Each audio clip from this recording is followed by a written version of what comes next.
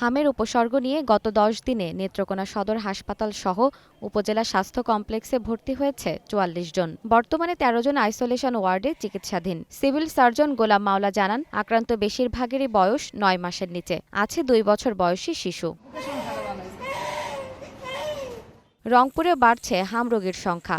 হামে আক্রান্ত হয়ে Rangpur medical college হাসপাতালে চিকিৎসা নিয়েছেন ১৭ জন। এর মধ্যে ৭ শিশু চিকিৎসা নিয়ে সুস্থ হয়ে ফিরে গেছে।